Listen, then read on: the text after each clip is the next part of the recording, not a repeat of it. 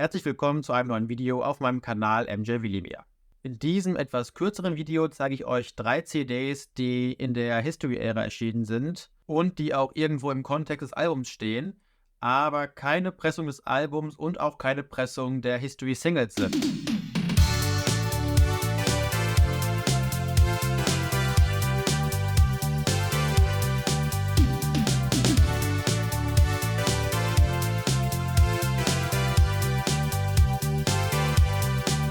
Bevor wir loslegen, möchte ich euch noch auf eine Sache aufmerksam machen.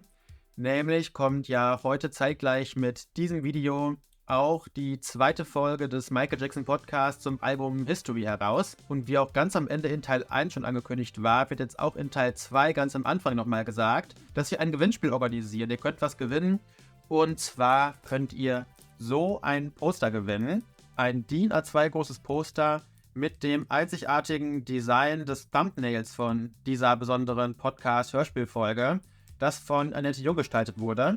Genaueres erzähle ich euch allerdings nicht. Dazu hört euch am besten die heute erschienene Folge zum History-Album Teil 2 an. Dort wird nochmal ganz am Anfang erklärt, wie man teilnehmen kann, bis wann und so weiter. Genug Werbung gemacht, jetzt geht's erstmal los mit unseren CDs. Und die erste CD, die ich euch gerne zeigen möchte, ist diese UK-Promo-CD im Card-Sleeve. Die ist tatsächlich relativ selten zu finden. Es gibt aber noch 2 weitere Versionen, die noch schwieriger zu finden sind. Die seht ihr jetzt gerade hier eingeblendet. Es handelt sich dabei um einen Albumsampler, steht hier unten auch, des History-Albums, der als limitierte Auflage nur als Promo, wie gesagt, erschienen ist. Die Rückseite sieht so aus, die ist völlig generisch, stehen keine Tracks drauf.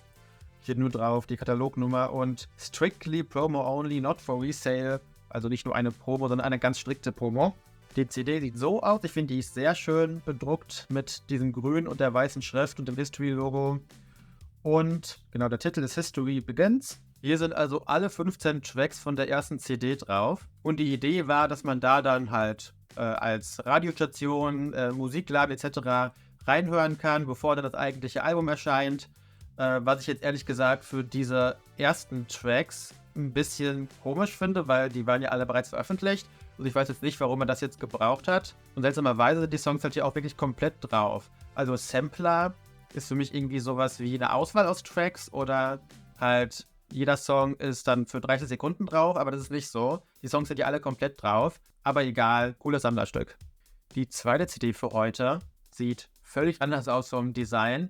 Und ist auch irgendwie weniger cool. Ich verstehe auch diese Farb- oder Blutspritzer hier nicht ganz.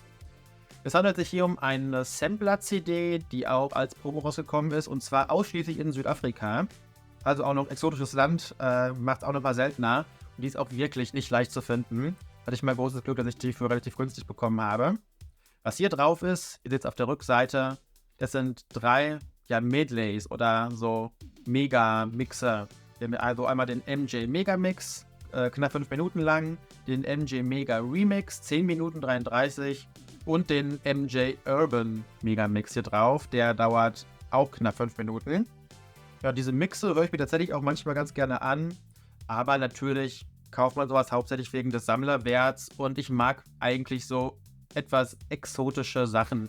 Also dieses hier mit diesem Artwork, was sonst halt irgendwie überhaupt gar nicht an History erinnert, das fällt schon so ein bisschen aus der Reihe.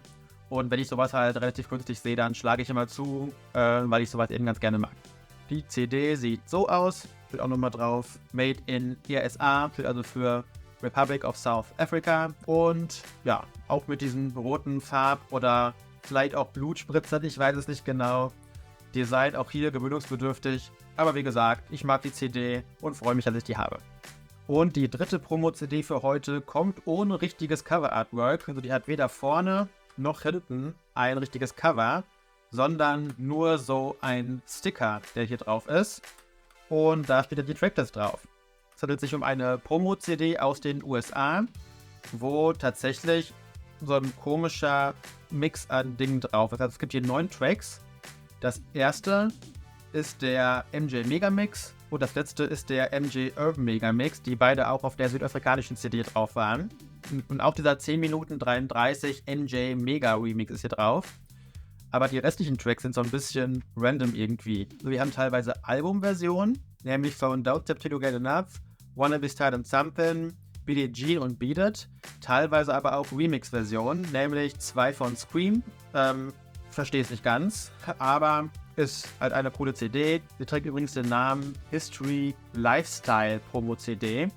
Und ich finde, die ist super cool bedruckt. Muss sie auch, wenn es kein richtiges Cover-Artwork gibt, dann muss wenigstens die CD cool aussehen und ein Eyecatcher sein für dich. Ist also ebenfalls eine coole CD. Das war's auch schon wieder. 3 Promo-CDs habt ihr heute gesehen, die irgendwie im Kontext von History veröffentlicht wurden. Schreibt gerne mal in die Kommentare, ob ihr auch eine von denen habt oder was ihr sonst noch für Releases gerade im Kopf habt, die auch irgendwie im Kontext von History veröffentlicht wurden, die sich aber nicht irgendwie eindeutig dem Album oder irgendeiner Single zuordnen lassen. Gebt meinem Video sehr gerne einen Daumen hoch und abonniert meinen Kanal, falls ihr es noch nicht gemacht habt. Und schaut natürlich auch beim LJ Podcast vorbei, wo es wie gesagt eins dieser Poster zu gewinnen gibt. Bis zu meinem nächsten Video wünsche ich euch eine schöne Zeit und ich sage bis dann.